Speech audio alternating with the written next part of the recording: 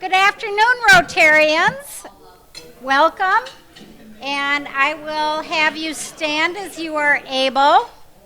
Thank you to Bob Erickson for greeting all of you today. Appreciate that. And I will be doing the invocation today. Today, help us to understand others, to learn to cooperate with our neighbors and friends, and to find enjoyment in study, work, and play. Give us the wisdom to realize that our purpose here involves honesty, charity, and concern for all humankind. Amen. And Bob Erickson is also going to step in and do our Pledge of Allegiance and four-way test today. Please join with me in the Pledge of Allegiance. I pledge allegiance to the flag of the United States of America and to the republic for which it stands, one nation under God, indivisible, with liberty and justice for all. And then the four-way test of the things we think, say, and do. Is it the truth? Is it fair to all concerned? Will it build goodwill and better friendships? Will it be beneficial to all concerned? Thank you so much. And you can sit. Today, we have a really interesting guest and a St. Louis Park Rotarian. So today we have Jatin, now I'm going to mess it up, Setia. And he's the Executive Director of the Twin Cities Film Festival. It's the gateway for movie lovers into American independent cinema from across the country.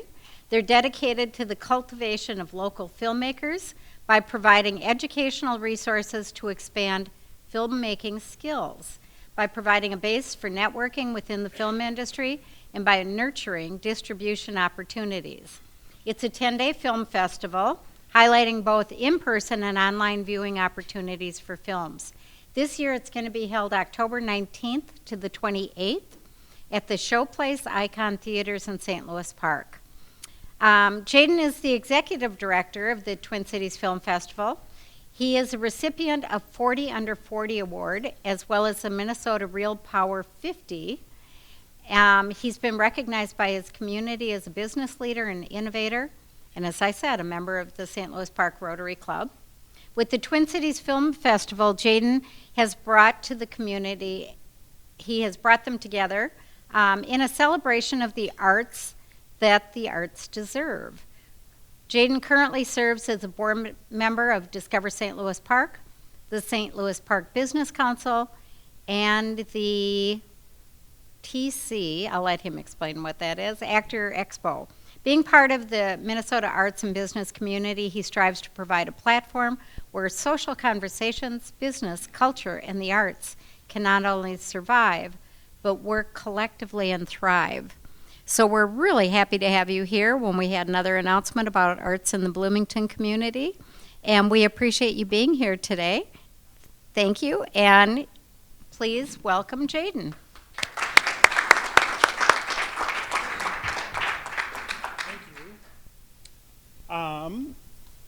So we do have a video, and there's no audio, not because the video doesn't have audio, but the sound here doesn't work. So it's just visuals. That's a commercial, as soon as that's done. So as this is happening, I'll kind of talk about myself a little bit more in depth. I was born in India, grew up in Mississippi, and came to Minnesota to go to the University of Minnesota in 1997. I've been here since, met my wife in college. And I was a business major, as well as I love medicine, not because I'm Indian, I actually liked medicine. I wanted to be closer to the Mayo Clinic. That's my decision. There you go, thank you. Hence my decision to move to the University of Minnesota to be closer to the Mayo Clinic. Worked in corporate America for about 7 years right out of college. I worked with Accenture, McGladrey, United Health Group, Optum, database management, kind of behind the scenes numbers guy. Got laid off in 2008, which a lot of other folks were in the same bucket. And I went home one day that day on a Friday, and my wife was like, "What are you doing here?" And I said, "I don't work there anymore." And she said, "Oh, we'll talk about it whenever you want to talk about it." And we didn't talk about it all weekend. And on Monday, we got to actually having a conversation on what my next phase of my professional life would be. And I said, I can always go back to corporate America. And she said, don't. She said, go explore your smile, go find it. And my smile's always been in film, and it's always been in media. So I took that to heart from a partner who was supportive and kind of dove all in, kind of, had my severance pay, got rid of that in about a year, right, and paid mortgage and all that. But at the end of the day, started the 501c3 Twin Cities Film Fest. Our very first year, actually before I even do that, how many of you guys heard of like Sundance in Tribeca? Okay, now put your hands down, please. Raise your hand if you've ever been to Sundance or Tribeca or Toronto. You have. See, it's always 1 out of like 50 people. So that is actually pretty accurate. No, you can ask a question. Which one was the first feature film made in Minnesota? First ever feature film? Purple Haze. I wouldn't know. I can't That was then, this is now. You still had it. Oh, that's right. So I was the last productions. You were part of the production? We'll talk later. I might have you do a master class for me. Seasoned. That said, so we're that, right? So we're Sundance, so we're Tribeca. That's what this community was lacking, was a major festival that catered to the general public. Now, I'm a cinephile. I'll go hunt down amazing films. That's my job as an arts lover. But I don't expect my audience to be cinephiles. I expect my audience to just like movies. How many of you guys like movies? Just like movies. See? Everybody at least likes movies. So my job is to curate content that brings you into the community, into the theater. So my first ever memory in going to a movie theater in India changed my life. I was 7 or 8 years old, went into a big blockbuster movie theater, and went in. This is back in the day, in the 80s. So one theater that holds about 3,000 people. One big blockbuster movie that was 3.5 hours long with a 20-minute intermission in the middle. This was the thing to go to on Friday night in New Delhi. And we all went. And what changed my life was when I went outside. After the movie was over, you got to see the economic disparity amongst the people you were sitting next to. People got into their limousines and drove away. People got into their rickshaws, right, and drove away or bicycled away. People literally went across the street because that's where they lived, on the street in a little shack. But everybody had the same rupees to get into that theater and go on this journey together with the community. That to me is community. That's the equalizer. So that's my passion for film. So when I first started the Twin Cities Film Fest in 2009 is when I filed for the 501c3, so I'm the founder. Hobbled together 4 or 5 mentors that were my professional mentors in the professional lives to put together a board of directors. I said, you don't have to do anything. You trust me, right? And they were like, yeah, I trust you. I just need your name for the federal document. So again, you got to have that trust. So the first year, 30 films at the Block E theaters in downtown Minneapolis, which no longer exist. Those theaters were run by teenagers. And we actually gave them an education. But the first year was such a wonderful success. And I was Oprah, you guys. I was giving away tickets left and right. I mean, you get a free ticket, right? Because you want the audiences to come. And for a first ever arts experience of this sort, you just have to bring people to you. The second year, we moved to the Showplace ICON Theaters, and we've been there since. We just celebrated our 13th year. This past year, we were 140 plus films over 10 days and about 10,000 folks that came through the doors. We're also a year-round organization now. So beyond just exhibition, we help content creators get distributed. So we've helped 8 films over the last 2 years find distribution. So Hulu, Netflix, HBO. We also have a robust educational platform now as well. So on a monthly basis, we do talkback sessions.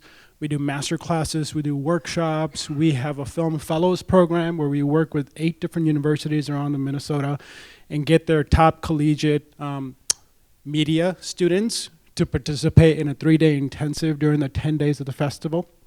We also have a mentorship program where I actually place juniors and seniors who are in media studies on working sets. So it's like an internship, right? So when I was at Carlson School of Management, on my junior year, I had opportunities to work with 7 different professional institutions around marketing, accounting, right? I had my pick of the litter, and I could just go and work. That doesn't exist for art students. That doesn't exist for media creators. So we're offering that opportunity now, and paid opportunities. So we have the distribution arm, we have the education arm, the exhibition, and the next one is production. We are actually making original content as we speak. I work with HBO to create a short documentary after the George Floyd murder, and I wanted to focus my energy on the small BIPOC businesses that were adversely affected with the riots. And most of these owners of these BIPOC businesses were actually on the front lines of the protests as well. So we wanted to kind of take the background of what happened with George Floyd's murder, but then also put a spotlight on what drives us, which is our diverse community. So HBO gave us a grant, and I hired a Lebanese local filmmaker to make that project. At the end of the day, it's okay to continue to show top-of-the-top films from all across the country. That's kind of what we're known for. That's a shining light at the end of the year for me. But what makes me smile every day is I'm able to help creators make content, tell stories, and share those stories with the community, whether it be local or global. So that's a lot. In about 5 to 7 minutes, I can go into each of those components and answer any questions or details. And I do have a pamphlet that we can hand out. It's already out, so you guys have it. Gives you the base. The dates on there are last year's dates because I like to recycle, reuse. I think like next year, I think we're just going to go October instead of the actual dates on it. So you can learn more about that. Again, we're a nonprofit organization. My revenue stream is fourfold, right? So I write for grants. We have grant writers, just like any other state arts board, regional arts councils, McKnight Foundation. Doesn't mean we get them all, right? You get 10% of the grants you typically write.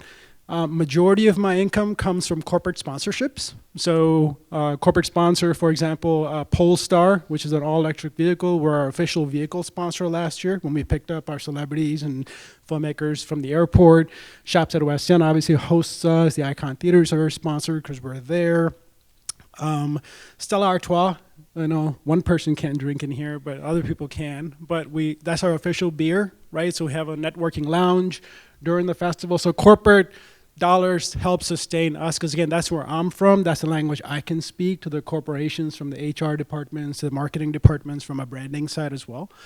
Private donations is my third arm, right? So nonprofit, 501c3, tax write-off deductions. And then the fourth bucket is kind of a mixture between ticket sales and merchandise sales and additional sales throughout the year for all the events that we hold. So any questions about anything? Yes, ma'am. Do you have any intersection with the Minneapolis International Film Festival, Minneapolis Dakota? Yes, so the Minneapolis-St. Paul International Film Fest. Yes, the question was, do I have any intersection or partnership with the Minneapolis-St. Paul International Film Festival, which is put on by the Minnesota Film Society, which has been around for about 50 years. They were started at the University of Minnesota. They're predominantly international films. They're in the spring. They do about 2.5 weeks of amazing content of about 200, 300 films. We don't necessarily partner, but we are not adversaries, if that makes sense. We're not in competition, because what they showcase is amazing international content. They're in April, we're in October, so we're 6 months apart. And for us, we concentrate our energy on American independent. So every once in a while, we'll show an international film if it happens to be an amazing film and happens to fall in the right bucket of when we're showcasing our content. But American independent, the studio films that eventually go on to win Oscars, they premiere at our festival. For example, Moonlight was premiered at our festival before it went on to win the Oscar. Green Book was premiered at our festival. Last year, the film that people are talking about now, Everything Everywhere All at Once, we had a screening of it in April last year, a private screening of it for our members. The Banshees of Inisherin, if you've heard of that film, that's getting a lot of buzz, and that was a members-only screening during our festival this year. So we're kind of had that mix of the glitz and the glamour, but also really relevant social documentaries. We have our Her series, which is all about content by, for, and about women. We have our Empower series, which is raising BIPOC voices. We have our Black on Screen series, which we just launched last year. We have our Code Red series, talks about climate change. And all these films have a specific panel discussion and a networking event happening right around it. And then our most important series is our Changemaker series, and we rotate a topic every single year. We've done education, building in our school system, veteran support, sex trafficking, environment, and this coming year I think we're going to focus our energy on healthcare disparities. So all that to say, there is a mutual admiration for that organization. You're welcome. We'll go there and then we'll go here. Yes. Is there a possibility you could do something regarding population growth? In 1900, we were at between 1 and 2 billion. 120 years later, we're at 8 billion. It's frightening. I think that's a very relevant topic. At the end of the day, when I decide, or when our committee decides what content to showcase, or what series to produce for that year, we have to make sure there's enough content out there, right? People are actually making films around it, or there's historic content that we can bring that are still relevant. So, and that doesn't mean that I can't, if there happens to be 2 films, it doesn't have to be fit into any series. I can just show those 2 amazing films, right? It doesn't have to fall into one of those categories. They can just be indie films that we're showcasing. So I think that's a very, very important topic. And I love the idea, and I'm going to see if I can task my programmers to see if we can find something. And the other number, I was just looking this up the past week. In the 1970s, we were at between 3 and 4 billion. So this is even more frightening. Yeah, no, it's escalated quite a bit, which again hampers the resources that we all have available to again feed, and again it just continues to propel the other things that the cost of living goes up. Right, absolutely. No, I'll also give that to my programmers to see if we can find something around it. Please do. No, please do. Any resources you can send my way, it's very welcome. So. Yeah, the question was around, do we showcase any content around growth, from population growth, from where it was to how fast it's accelerated and the resources that it continues to devour. Yes, sir. I listened to a really interesting article on the disruption to the film industry caused by streaming stations. Do you view that as long-term a positive for filmmakers or a negative? Well, the question was, do I take the new streaming method of consumption a positive or a negative for creators? For me, I lean into the positives because society is going to advance, especially around technology, at a rapid pace. So either you're with it or you are going to be stuck in the traditional model, which then eventually is going to die off. For example, how many of you guys here have currently VHS tapes? Okay, no, that's good, that's good. That's great. How many of you guys actually watch those VHS tapes on a regular basis that you currently have? Right. How many of you guys have access to a streaming platform of any sort? Netflix, yeah. Now, how many of you guys actually can use those platforms? Yeah. Okay. And again, things come back, right? So vinyls are making a comeback, but they're not the mainstream, right? Now they're becoming, oh, it's a fad. And or the younger generation is like, I have a vinyl and I have like 100 records, but on their phone, they listen to Spotify or Pandora. That said, I lean into the positive. So during COVID, in March 2020, when we knew that arts on a very large scale, the service industry was going to be adversely affected with the hotels shutting down and the restaurants shutting down, and especially artists. Right, movie theaters couldn't go, there weren't any movies to watch. We actually launched our own streaming platform. I'm the king of quote unquote free shh in my office. So I go out there and hunt down amazing deals because I run a nonprofit organization. I compelled an advertising agency to build us a streaming platform for free. And I basically said, your contractors, your employees are not doing anything right now. You're getting the PPP, they're getting paid, which is a great thing. Why don't they work on a nonprofit? And I challenge you to build me a Netflix. But for me, they took that, again, egos, whatever. They built me my own proprietary streaming platform. So we used that in 2020, and now we're a hybrid festival. So we'll be using our streaming platform moving forward. Because of that reason, in the past, we've had filmmakers from 30 or 40 different states participate in the festival, right? Their films were screened, but only 10 to 15 would show up because of financial constraints that typical artists have. But with the implementation of our streaming platforms, we had 45 different states participate this past year. Means our audiences grew exponentially just because of the streaming platform. Now again, do you get to see 100% of the content online? Nope. I certainly make exclusions on the top of the top. You have to physically be here, be in the community with me to watch.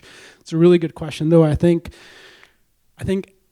I would be remiss as an organization head if I didn't lean into everything that was around me. So actually, we're leaning into VR as well. One day of our festival this year is exclusively VR content. Virtual reality. So you actually have to come to, there's REM 5 in St. Louis Park. It's actually a VR space. And we're curating 10 films that you can only watch with the VR headsets. So again, you can't watch that online. You have to physically come to that particular experience and watch these amazing short films on VR that are made by creators. I think I have time for maybe one or two more questions. I want to be conscious of time. I'm not even sure this is a valid question, but I enjoy a lot of different types of films. Some of them, I'm going to call them technological films. It looks like there's a lot of computer stuff that goes into making them. And some of them, an example, the Paramount 1923, the Westerns of Paramount, seems like, there's very which ones actually cost the most to make? In your opinion, I guess. So the ones that are, and again, I'm going to answer it the most appropriate way that I think I can from a knowledge base that I have. The ones that actually require more human capital cost more money. So the ones that actually have more people, actual explosions, the actual physicality of the scene, those films require more funding, right? Because it's human capital. However, with the advancements in technology that we talked about, right, CGI is much more important. So an Avatar could take a decade to make, but once you build that infrastructure on that technology, then it's easy to replicate an Avatar 3, Avatar 4, Avatar 5. Consequential. I think I have, okay. I'm here for afterwards, too. I'll give you a heads up. Yeah, okay. We'll go there, and then we'll go there. Well, we talk about pre-production, production, post-production, distribution, we know that. But let's talk about content. Storytelling. Do you, as a man of integrity, a businessman, do you have any guardrails as to what the content should not have? Because arguably, our country has changed dramatically, the whole world, just in the last 50 years. You guys have a very powerful task. So do you have any, or do you just go with what economically is more convenient? So the question is surrounding the efficacy and the morality of the content that we showcase and curate, whether it's anything and everything that brings us money, or whether do we actually give a thought to what is being presented because of the polarization that is happening all around us, and specifically around the youth. My job as an executive director is to showcase, first of all, any of the films that we curate. So we have about 700 films that get submitted, and we go across the country to curate. And out of those 700 to 800, we curate the 140 that we can showcase, right? So not everything makes it. There has to be a production quality. You have to meet our standards to kind of, again, from the visual side, from the audio side, so you have to meet those standards. Then it has to tell a story, right? I'm not really, well, we give it a thought, like, is the story moving forward in that 30-minute, 20-minute, 10-minute hour-and-a-half film? Is the story done well? Is it acting good? If it's a documentary, are the subject worthy of conversations? My job as an executive director, and what I filter down to my programmers is it going to elicit conversation? That's it, right? Positive or negative, that's perspective, depending on who the audience member is sitting, right, and conversing with the filmmakers who are going to do the Q&A afterwards. We tend to, we're not extreme in the content that we're showcasing. I'm not just showing an art film that has relevance to a very specific audience, but I'm curating for the masses, right? As opposed to a very specific audience who loves very specific things. What I'm trying to do is create those conversation pieces. I talked about Green Book, right? Green Book opened our festival. Green Book had protesters left and right, on the way it was portrayed, that particular history and time. Moonlight had, again, these are studio films, had plenty of protests around it. But for me, I wanted to instigate conversations. We had a film called Out in the Cold. It was done by a Minnesota filmmaker. And the Minnesota filmmaker, he's white. He actually went out and spent, I believe, a month with the homeless population, right? Just intertwined, ingrained in there. And his documentary was just conversations that he had with those individuals who were just either hard for luck, they were travelers, or they were literally, this is where they lived and this is all they knew because they grew up in this kind of environment. So for me, I'm able to curate, again, meeting those minimum standards of production and sound and audio. Technical stuff has to meet our minimums, but as long as it tells a story, as long as it creates discourse, civil discourse, I want to showcase that film. Can you comment about, there's I think it's Fandango does it, is sort of between film, theater, etc. As an example, we went to a theater and we saw a live opera? Yeah. Yeah, and you see the live, and they also do show films and stuff like that. So they're done throughout the country, but they're all done at exactly. So actually, you see the performance. Yep. Live performance. Yep. But they also do movies, I think, too. And that maybe if you want to comment about that. Yeah, access, right? At the end of the day, access is everything. And providing uninhibited access to arts is a positive experience for all. So whether it's live at the Met Opera, right? Because you can, on Sundays or Saturdays, you can watch the Met live wherever you are, whether in LA, it's like a 5 a.m. show, or like New York, right? 9 a.m. So I think that's a wonderful thing. As long as arts are in front of all of us, it enhances our lives, whether you believe it or you don't. How many of you, we would have gone nuts during COVID if film wasn't a thing. If you couldn't watch something, are you kidding me? Like, people don't realize how much arts saved us during COVID. How many of you guys took up hobbies? And most of those hobbies were arts, things that you've forgotten. Painting, right? Crocheting. Doesn't matter. It truly saves, art saves us. And my job is to bring that forefront or support organizations that do in whatever form that it enhances our lives. It's a crazy question, but how long did you live in the South? And why did you have an accent like the gentleman over there? Good question. I moved from India, where I was born, to Mississippi, where my uncle lived. So my uncle sponsored us, our family, right? So it was like a 3-year process, the whole thing. So my uncle was growing his business. My uncle had been in Mississippi for 20 years at that point.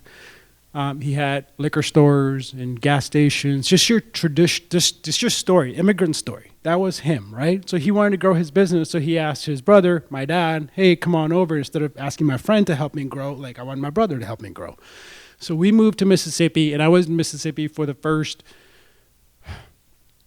6 months. I didn't speak a word, right? And again, in India, English was taught from day one.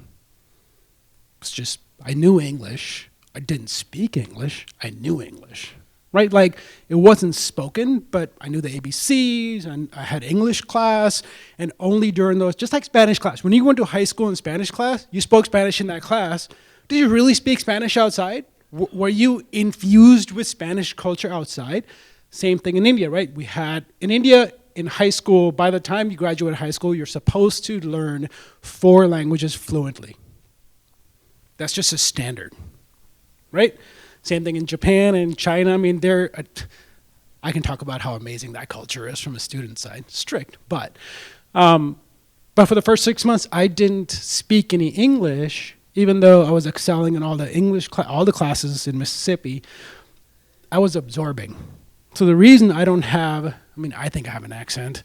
When I drink one too many beers, my Indian accent comes out, my Mississippi accent comes out, sometimes mixture, which is weird. But that to say, I was there for about 8 years. So until I was 10 to about 17 years of age, I grew up in Mississippi, and then I moved to Minnesota. You're excused. Yeah. That's why you didn't develop this atrocious Scandinavian accent.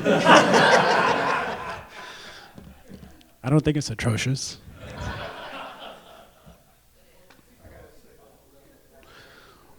My wife's an European mutt, so we're all there. I really appreciate your time, everyone. Thank you guys so much for having me.